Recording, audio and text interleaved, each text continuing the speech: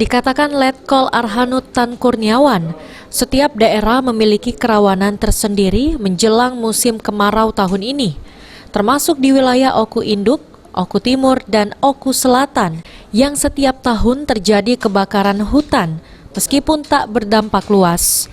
Saat ini yang dibutuhkan adalah kesiapan personil dan peralatan agar musim kebakaran hutan dan lahan tahun ini bisa ditekan. Tahun sebelumnya, hampir di setiap kabupaten di Oku Raya terdapat titik hotspot. Namun, kesigapan 3 pilar desa kebakaran tidak meluas dan menyebabkan kabut asap. Selain bencana kebakaran hutan dan lahan, antisipasi kekeringan di musim kemarau ini juga menjadi prioritas. Meskipun saat ini hujan masih terjadi, namun tetap menjadi perhatian.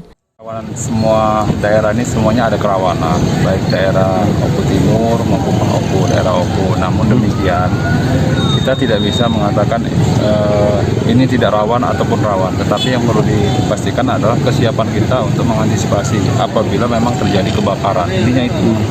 Hingga saya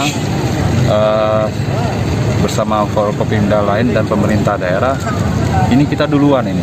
Jadi di daerah Oku maupun di daerah Oku Timur sudah kita selenggarakan untuk gelar kesiapan operasi Karhutla. Sementara mungkin kabupaten yang lain belum. Itu yang untuk daerah kekeringan itu, alhamdulillah saat ini kan masih musim hujan.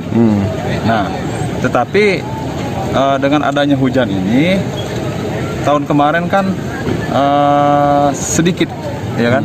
Masih bisa diatasi, jadi masih inilah.